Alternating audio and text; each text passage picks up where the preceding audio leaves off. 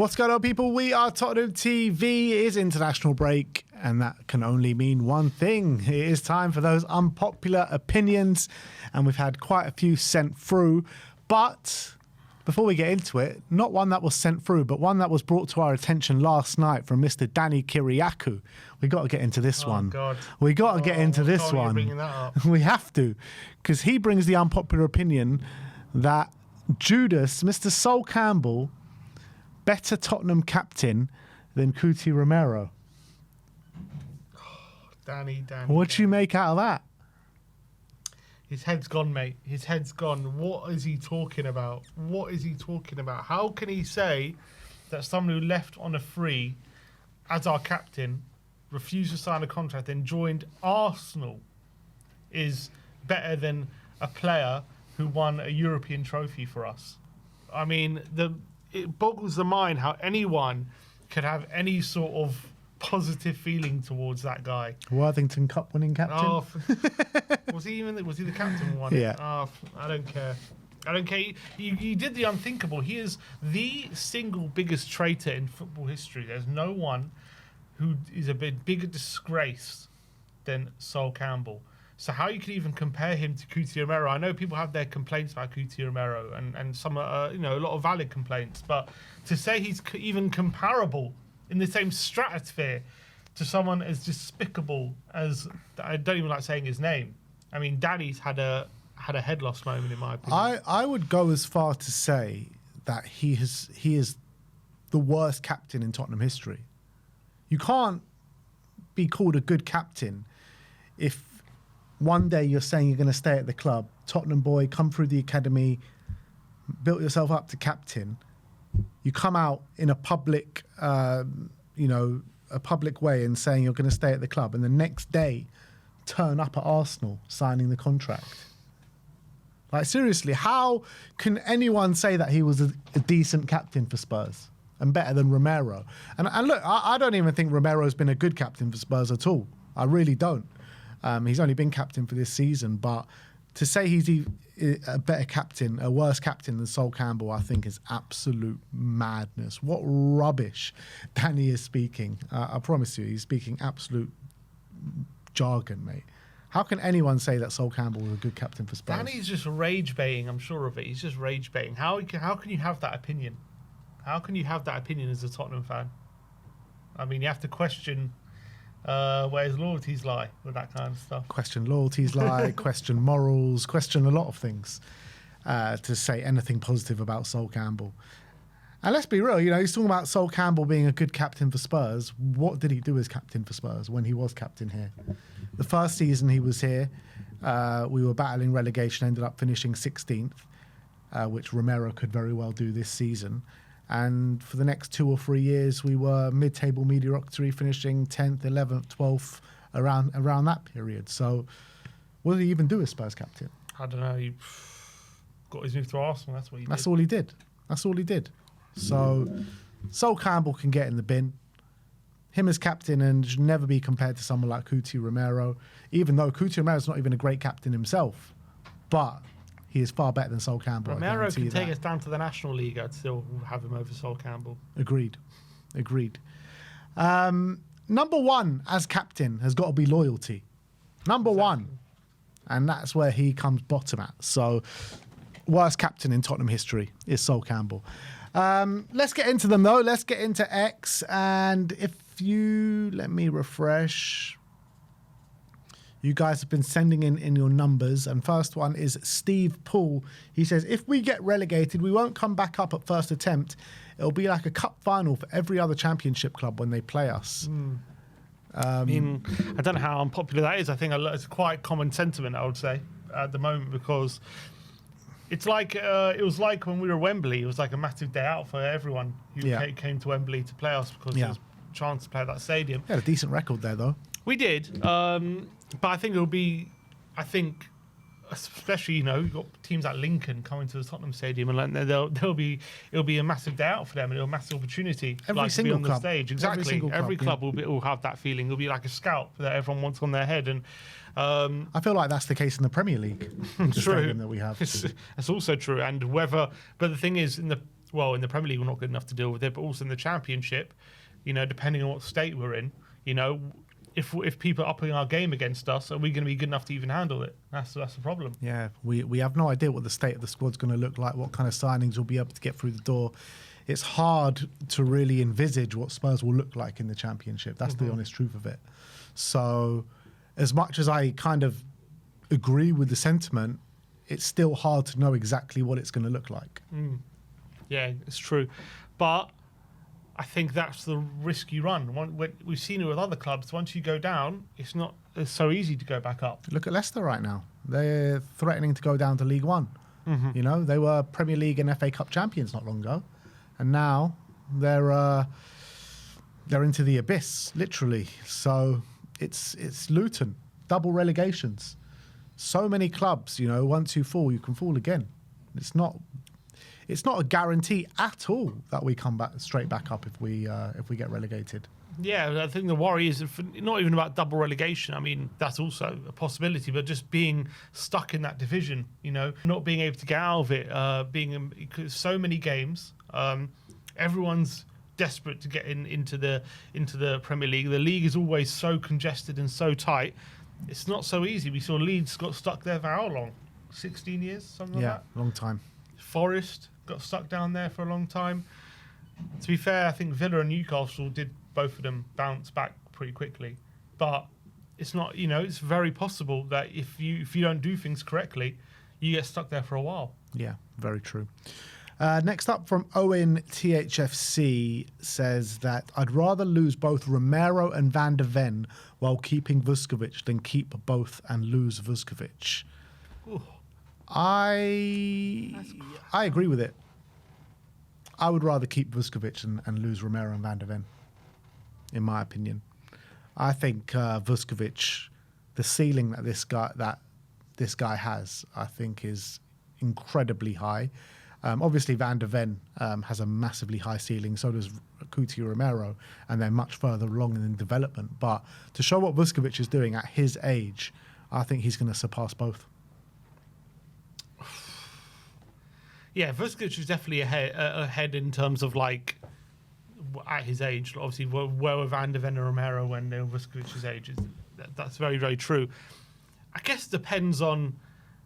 For me, obviously, I think I'd rather keep Van de Ven and Romero, but depending on what kind of Van de Ven and Romero we're keeping, if you know what I mean. If we're right now, they're in bad form. They're not playing well. There's a lot of disgruntlement in the squad.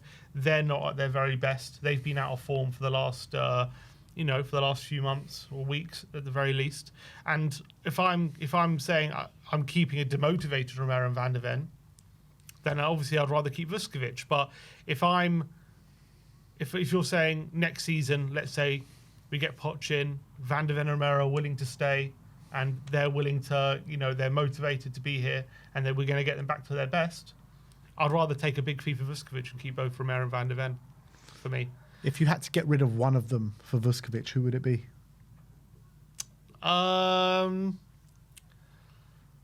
Probably Romero. Yeah, I agree with that. Because I think Vuskovic and Van de Ven complement each other better. I agree. Next one from Neo THFC says Solanke would put up Kane numbers in the Bundesliga. That is rubbish, Kane numbers? Man. Such rubbish. I've never heard any more rubbish before in my life. Seriously, how would Solanke pull up Kane numbers in the Bundesliga? No one puts up Kane numbers. You know what I mean? Apart from Lewandowski. I mean, even Lewandowski doesn't pull up Kane numbers. What's Kane got? Kane surpassed Lewandowski. He's like 56 goals or something. Kane is pulling up Messi, Ronaldo numbers in the Bundesliga. Solanke would get good numbers in the Bundesliga, but good numbers for Solanke, nowhere near Kane. Nowhere near Kane at all. You're talking about Kane is the best number 9 in world football by some stretch as well. He's going to get the Ballon d'Or. Yeah, he's literally one of the favourites. He's joint favourite with Lamine Yamal for the Ballon d'Or. Solanke is a good striker, but he ain't even fit to lace Kane's boots. That's the reality. Agreed. I think Solanke will probably get 20 odd goals in the Bundesliga, but Kane he's going to break Lewandowski's record, I think, when it comes to goals in a league season. So no chance. No chance. You can't compare Solanke to Kane. It's just two different sports they're playing. Literally. Student of Professor Jiang says Tottenham Hotspur need Tim Sherwood. They need him. They need Sherwood. He is still our highest ever win percentage manager, incredibly. So bring him in. What are we waiting for? But that was back in 2012, 14, I think it was. 2014. 2014. So it's 12 years ago now. How many jobs has he actually had since then? Just Villa? Has he had a job since Villa? Yeah, he has. He managed in a lower league, didn't he? Swindon, was it? Swindon. I mean, could he keep us up? No, just Villa. I think he was like, yeah, he was director of football, but like he went down to the touchline, didn't he, and started managing the team. Oh God. Look, there's probably a reason he hasn't had a job since. I think people haven't believed he's of the quality. He's very brazen about the fact he believes he can keep us up. Oh, it's so easy. It's very simple. I don't know. I don't know if he could keep us up. I don't see why we would need someone like Sherwood. You know, when Sherwood was Spurs manager, there was a fan that kept berating him from the sidelines, and Sherwood just goes, "All right, if you think you can do it, give it." And he gave him the Gile. Yeah, in the last game. Yeah. In the last game, and maybe Spurs just do that to Sherwood. So, you think you can do it? You think it's so easy? Go on, then, give it a go. Have the Gile waiting for him on the sea. No, I don't think Tottenham need Sherwood. I wouldn't. To be fair, bring him in as an assistant. I mean, I'm not against it, but I don't know. Could Sherwood keep us up? I'm open to it. I'm Tactics Tim, we used to call him, didn't we? Yeah. Tactics Tim. I'm open to it, man. I'm open to anything right now. That's the reality. There's not many things I would say no to right now. Juan de Ramos? Bring him in. Bring him in. George Graham? Nah. Okay. We found his red line. The Gooner infiltration, we've had enough of that. AVB? Yeah, why not? Coming in his NASCAR. You know what we should do? We should just get all our previous managers and have them all in the staff as like one collective. Yeah, now Levy's gone. Maybe it's a time for a return of Martin Yole. Yeah, I think start where we started before. Get Glenn Hoddle back and just start the whole cycle again and see how would we have done without Levy. Yeah, I'm down. The Fire in the Eyes says, we'll have more success the rest of the season if we start Danso and Dragoshin over Romero and Van de Ven. I mean, they didn't play against Liverpool, did they? And we did get a point. Yeah. So from that point of view, if Danso and Dragoshin aren't going to be making the stupid mistakes and lapses in concentration and that Romero and Van de Ven are currently making, have we got a better shout? But we know Romero and Van de Ven are much better players. Yeah. And it's all about just getting the best out of them. If we get the best out of them, then Danso and Dragoshin shouldn't be getting a look in. But at the moment, we're not getting the best out of them. I'm not saying even Danso and Dragoshin are playing great, but they're just not making those silly mistakes. I think Danso's playing better than them. I think Danso's probably our top performing centre-back right now. Only because he's just not making silly errors.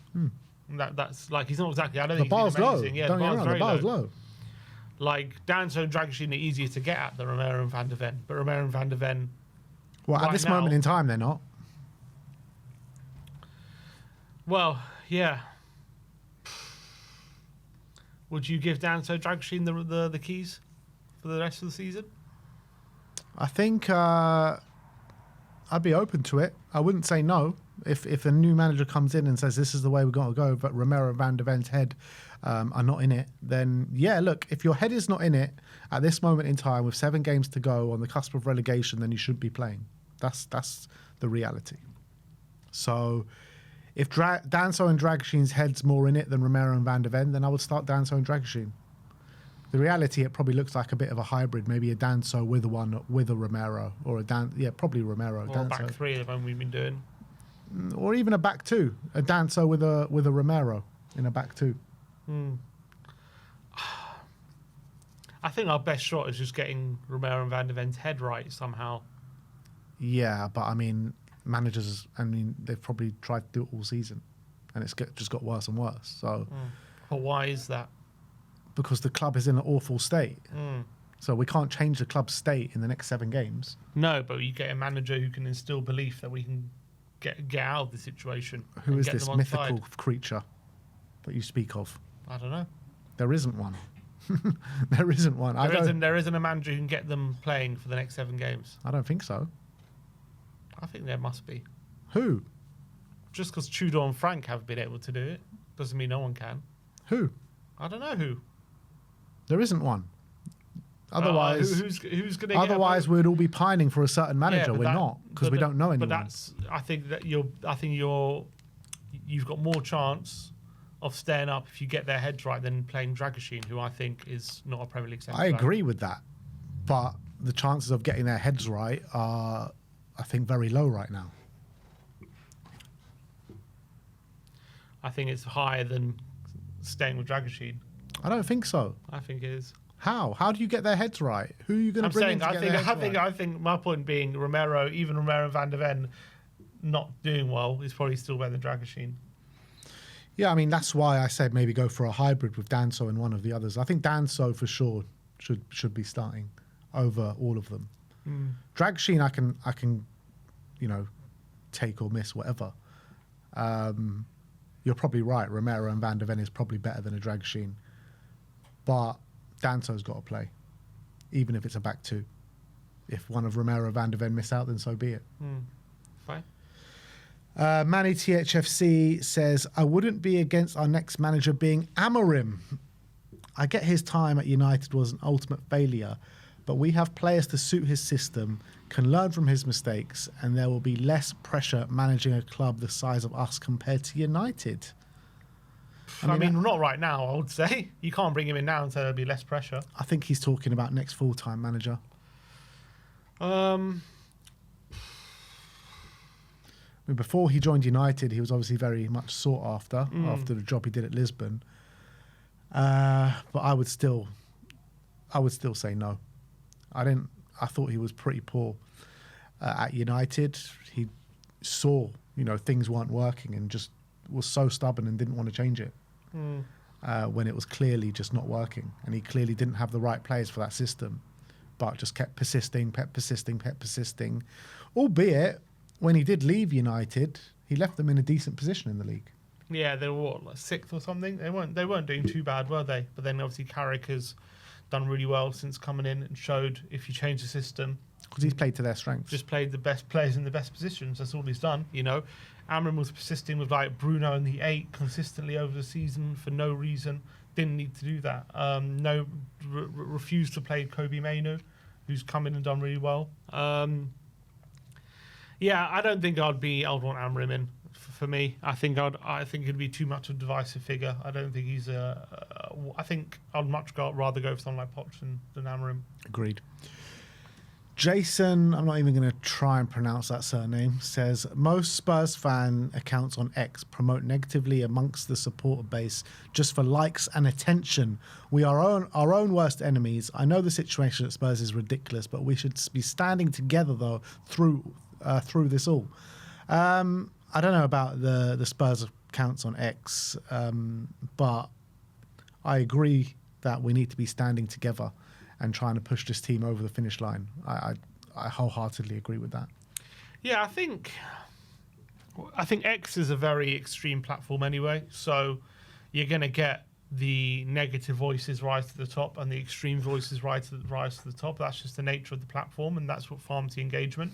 So I think there's probably some truth to it. Obviously not all. There are some accounts who are like that. That's the reality.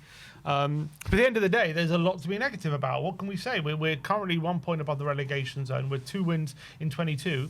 You'd be a fool or you'd be deluded to be talking positively about the situation when there's nothing positive to talk about. That is a reality. Yes, we do need unity. Yes, we do need to pull together and try and get out of the situation. But every week, even I think Sunday was a perfect encapsulation, wasn't it, of the club and the problems that we have. You have all the fans giving every ounce of positivity they can into a situation, literally putting all the negativity to one side, putting all the positive energy into a game, and we get beaten 3-0, right? And so if that situation doesn't tell you about how much trouble we're in, and it's not about the negativity from fans or anything that's causing anything, then I don't think what will, because that was literally a perfect example of all the negativity being put aside, and it's still not making a bit of difference. So that's why there are negative fans are negative, because even when we're, there's nothing positive to be had at the moment. I don't think, like, at the end of the first half, I still felt fairly positive about the game, because I thought we were the better team in the first half, and I think the way the fans were pushing the team through, actually, I think it helped in that first half, but I think it was mainly due to managerial decisions why it went against us in the second half, and then the players ultimately lost belief. So I do believe the fans can make a difference, and I think if we carry on in this way, I think we will make the difference. I think fans can make a difference, but they can't win you a game. That's reality, and we need the players to start showing more, and the managers and the board and everyone. Yeah, it's true. The next one is from Martin Walton, saying Martin Jol would be a better short-term option than Harry Redknapp. Yeah, all the talk, Redknapp, Sherwood, Houghton. Why hasn't Jol gotten a shout? They've both been out of management for a similar amount of time. Martin Jol's last job was in Al Ahly, and he left in 2016. Harry Redknapp's last job was in Birmingham until 2017, which he helped Birmingham get relegated. Of course he did. When was his last job in English football? Martin Jol was in Fulham in 2011. Ended up leaving in 2014. Yeah, he did all right at Fulham. Yeah, he did decent. Mate, can we do a Martin Jol, Harry Redknapp combo? Yeah, get them together. Get them joint managers. Imagine joint press conferences with Harry Redknapp and Martin Jol. He'll get Van der Ven on side, the Dutch connection. Come on. What about Van der Vaart? What's he up to these days? He's got a lot to say. Get him involved. Get him as assistant. I think Martin Jol, when we spoke to him, he was like, I would come back to Spurs for free. I wouldn't want any money. There you go. But he said not as a manager, as like a sporting director. Ah. Okay, so can you do a 7-game sporting director? Can't he just be the long-term sporting director? Get him in. I'm willing to give it a go. Martin Jol. Martin Jol is sporting director. Harry Redknapp is manager. When he came on, he spoke very well about some of the players he was looking at and interested in, and he's still got a love for Spurs. He's got a massive love for Spurs. Massive. That guy bleeds blue and white, man. He really does. So look, like I said, no option should be off the table right now. I'm open to most things. Can't turn your nose up at anything right now. Especially Martin Jol. Everything has to be considered. Especially Martin Jol. Martin Jol, man, I have such a special place in my heart for that man. I love him so much. I really do. One of my favourite Spurs managers of all time. Stefan says Romero is the worst captain the club has ever had. I think we've been through this, because Sol Campbell is the worst captain that this club has ever had. Look, Romero ain't one of the better captains that this club has had. I think that's fair to say. This season is his first year as captain, and I think it's been shocking to say the least. There's been no leadership in this team whatsoever, and he's got to take accountability for that. Yeah, for sure. I think on previous occasions he's been captain, and I think ever since he's been full-time captain, I mean, we started the season all right, but it's obviously gone really bad, and he hasn't been able to himself drag the team up, and his performances have suffered massively. Obviously, last season he did captain the final, didn't he? In Bilbao, obviously Sonny was captain at the club, but he was captain on the day before Son came on. And obviously he got man of the match on the day, and he stepped up, especially in that Europa League run. I think he probably captained quite a few of those games, because Sonny was in and out of the team at the time. So I think at times he's been a good captain, but definitely since he's gotten the full-time role and he's gotten that responsibility, it just hasn't worked. I think obviously a large part to other factors, but within himself, his performances himself have just not been good enough. That's the reality, and he's too many lapses of concentration, too many kind of bringing the club into disrepute. Whether you agree with him or you don't agree with him, that's just a fact. He has, his statements have brought the club into disrepute, and now you can argue it will be in disrepute without those statements anyway. But it just adds fuel to the fire, doesn't it? So, yeah, look, there's been a lot of issues with his captaincy, and look, he may be arguing. He would maybe argue, as he did in some of his statements, he was promised some things and he was told some things by the club, and the club have let him down, and that goes into his leadership of the team. At the end of the day, your job as a captain is to lead the team and block everything out, and you've got responsibility for kind of the direction of the team, like how they perform on the pitch, barking at everyone, getting defensive organisation, and your own performances, leading by example, and he just hasn't done that. Yeah, 100%. Should hold himself to a much higher standard to what he's held himself to this season, especially with the qualities as a football player that he has. I mean, just in itself, coming late, the day after a 4-1 defeat to Arsenal, just after the manager's spoken about keeping up standards or the squad letting their standards slip, and then he's coming late the next day, I think it's woeful, man. It's been a woeful tenure as captain for Romero. And yeah, I expected better. I expected a lot better from him, especially with someone that's been a World Cup winner, been in and around, champions. Last year won the Europa League, and obviously he was captain on the day until Sonny came on. But yeah, this season's been a disaster from him. It really has.